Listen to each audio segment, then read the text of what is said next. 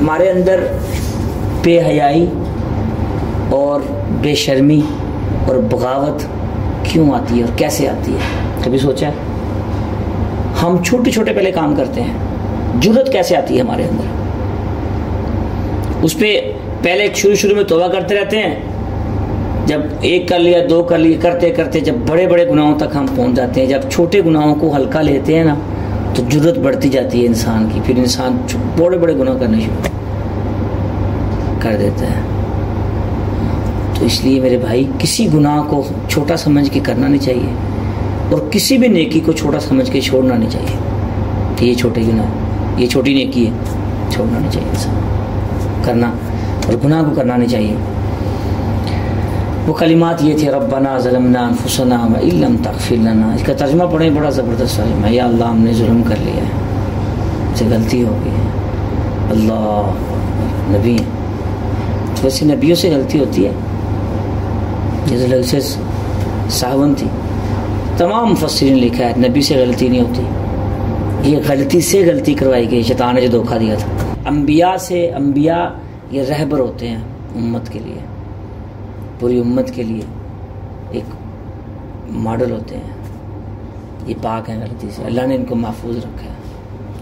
تو ایسا عقیدہ بھی نہیں رکھنا چاہیے کہ نبی سے غلطیاں ہوتی ہیں، نہیں، جن کے اللہ تعالیٰ نے خاص وہ نازل فرمایا اور خاص مبعوث فرما کے نبوت کی مہر لگا کے بھیج دیا، وہ اللہ کے خاص بندے ہیں۔ تو انہ هو التواب الرحیم، خلاصہ ساری باتوں کا یہ ہے بھائی، توبہ ان کی قبول ہوتی ہے جو توبہ کرتے ہیں، جو توبہ کرتے ہی نہیں ان کی توبہ کہاں سے قبول ہوگی؟ جو گناہ کو گناہ ہی نہیں سمجھتے ان کی توبہ کہاں سے قبول ہوگی؟ تو اس لیے انسان کو کوشش کرنی چاہیے کہ اکڑ میں نہ رہے۔ ان اللہ یحب التوابین ویحب المتطہرین، سورۃ بقرہ میں اللہ پاک 222 نمبر آیت میں فرما رہے ہیں کہ میں تو توبہ کو پسند کرتا ہوں، کرو تو صحیح، غلطی کو غلطی سمجھو تو صحیح۔ ہزاروں لوگ غلطی کو غلطی نہ سمجھ کے خسارے میں چل رہے ہیں اس غلطی پہ اکڑ کی وجہ سے۔ قلنا اہبطوا منہا جمیعا، ہم نے کہا اتر جاؤ زمین پہ، پیچھے بھی ذکر ہے زمین پہ اتار دیا، یہاں بھی ذکر ہے، یہاں کیا ذکر ہے، یہاں کا میں اس میں فرق کیا ہے؟ تو یہ فَإِمَّا يَأْتِيَنَّكُم مِّنِّي هُدًى، یہاں سے یہ فرق واضح ہو گیا ہے۔ یہاں بطور شفقتاً اللہ پاک فرما رہے ہیں کہ میں تمہیں بطور سزا کے نہیں اتارا زمین پہ، یہ بطور سزا کے نہیں اتارا گیا انسان کو، بلکہ یہ ایک جو اللہ تعالیٰ نے انسان سے ایک معاملہ کیا تھا خلافت کا، ایک ذمہ داری سونپی تھی، تو اس ذمہ داری کو پورا کرنے کے لیے زمین پہ اتارا گیا۔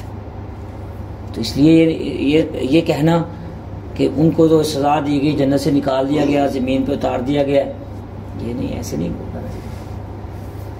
خلیفہ بنا کر جو اتارا گیا اس کی اصل تجویز کو زمین پر اتارنے کی ہی تھی، یعنی انسان کی اصل تجویز کیا تھی کہ اس کو زمین کے لیے پیدا کیا تھا نا، زمین پہ اتارنے کے لیے، تو وہ اس کی اصل جو تجویز تھی جہاں کے لیے اس کو پیدا کیا تھا انسان کو، اللہ تعالیٰ نے اسی جگہ کے لیے اس کو بھیج دیا، تو یہ بطور سزا کے نہیں تھا۔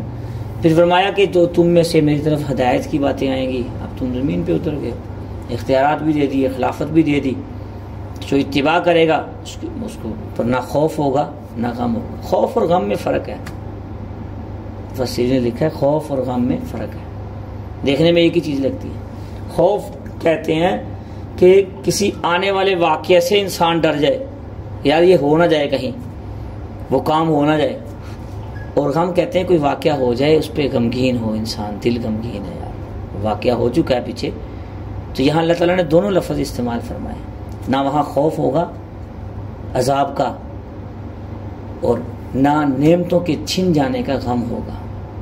خوف اور غم میں یہ فرق ہے، یعنی یہ نعمت جو مل گئی جنت کی، اس کے چھن جانے کا خوف غم نہیں ہوگا کہ ایک بندہ دل میں طاری ہو جائے، اور خوف جہنم کا خوف نہیں ہوگا، یار جہنم میں گرا دیے جائیں گے، نہیں، بلکہ وہاں خوف بھی نہیں ہوگا، وہاں ایسی جگہ ہے، اور غم بھی نہیں ہوگا۔ اللہ اکبر۔ اللہ پاک آگے فرما رہے ہیں والذین کفروا وکذبوا بآیاتنا اولئک اصحاب النار هم فیہا خالدون، جن لوگوں نے کفر کیا اور ہماری آیات کو جھٹلا دیا، یہ اللہ تعالیٰ کا مزاج ہے، جہاں متبعین کا ذکر فرماتے ہیں وہاں نافرمانوں کو بھی فرماتے ہیں کہ اگر فرما برداری کرو گے تو یہ ملے گا، خوف اور غم نہیں ہوگا، نافرمانی کرو گے تو پھر اولئک اصحاب النار، جہنم میں چلے جاؤ گے، ہم فیہا خالدون، اس کے اندر ہمیشہ ہمیشہ رہو گے۔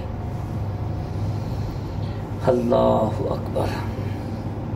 میرے بھائیو دوستو، یہ انسان کی زندگی بڑی مختصر سی زندگی ہے، آخرت انسان کے لیے بڑی قریب ہے۔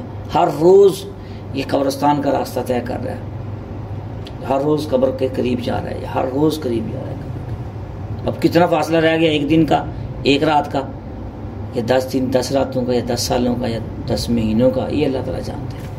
تو اس فاصلے کو جو بندہ غور کرتا رہتا ہے نا، اس فاصلے پہ، تو وہ صحیح راستے اور ہدایت سے ہٹتا نہیں ہے، اور جو اس راستے کو بھول جاتا ہے نا، اور اس فاصلے کو بھول جاتا ہے، وہ بڑی دور تک نکل جاتا ہے۔ انسان اگر اتباع اور فرما برداری پہ آئے تو اللہ کے خاص بندوں میں شامل ہو جاتا ہے، تو جنت میں بھی جائے گا، فرشتے بھی اس کے سامنے کچھ نہیں ہے، اس کا وہ مقام اور مرتبہ۔ اور اگر نافرمانی پہ اتر آئے تو قرآن میں آتا ہے اولئک کالانعام بل ھم اضل، تو یہ چپائے اور جانوروں سے بدتر ہو جاتا ہے اگر انسان سرکشی پہ اتر آئے۔ تو اس لیے انسان کو کوشش کرنی چاہیے صرف اپنے لیے نہیں بلکہ دوسروں کے لیے بھی فکر کرنی چاہیے۔ اپنے لیے جیسے دعا کرتے ہیں تو امت کے لیے بھی دعا کرنی چاہیے، امت کے مسلمانوں کے لیے نہیں بلکہ ساری امت کے لیے دعا کرنی چاہیے۔ وہ بھی انسان ہے، وہ بھی ہمارے بھائی ہیں۔ اگر ہم دیکھیں صرف فرق اسلام اور کفر کا ہے، تو اگر اسلام قبول کر لیں گے تو ہمارے بھائی بن جائیں گے مسلمان، تو اگر انسان ہے تو رہیں گے ہی ہر صورت میں۔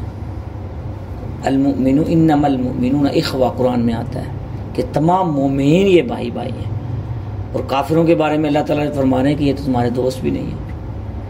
یہ انسان تو ہے نا، تو انسانیت کا کام ہونا چاہیے۔ حدیث کے الفاظ کیا آتے ہیں؟ اللہم اغفر للمؤمنین والمؤمنات والمسلمین والمسلمات، اور باقی انسانیت کے لیے کیا آتا ہے؟ اللہم ارحم امت محمد، یعنی امت جو نبی پاک کی ساری امت ہے اس پہ اللہ رحم فرما۔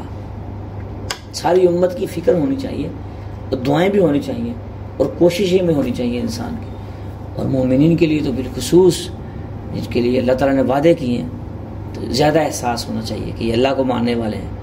اور دوسروں سے جو بغاوت، دوسروں سے جو دل میں عداوت ہے، وہ ہماری ذاتی نہیں ہے، وہ صرف کفر اور ایمان کی دعوت ہے کہ یار نہیں، اللہ کو نہیں مانتے، یہ رسول کو نہیں مانتے۔ یہ محبت کی دعوت ہے کہ ہماری اللہ سے اتنی محبت ہے کہ جب اللہ کے دشمن جو اللہ کو نہیں مانتا، ہم اس کو کیسے مانیں، کیسے ہمارے دل میں اس کی محبت ہو، ہاں احساس ہو، فکر ہو کہ وہ بھی اس طرف ہے، جیسے انبیاء کے دل میں تھا، احساس تھا، فکر تھا۔ کتنی فکر تھی، ہر ایک کے لیے اللہ کے نبی نے مانگا، ہر ایک کی فکر کی ہے۔ تو درس کا مقصد بھی یہی ہوتا ہے۔ اللہ تعالیٰ ہمیں قرآن پاک کو سمجھ کے اس کے مطابق زندگی گزارنی چاہیے، کرنے کی توفیق عطا فرمائے۔ ایک بات ضرور یاد رکھیں بھائی، اللہ تعالیٰ سے کسی حال میں بھی انسان نا امید نہ ہو، وہ ہماری ہر چیز کا نگہبان ہے، اور ایک نہ نظر اللہ تعالیٰ سے ہٹانی چاہیے اور نہ نا امید ہونا چاہیے۔ اللہ تعالیٰ ان تمام باتوں پہ عمل کر کے زندگی ان کے مطابق گزارنے کی توفیق عطا فرمائے۔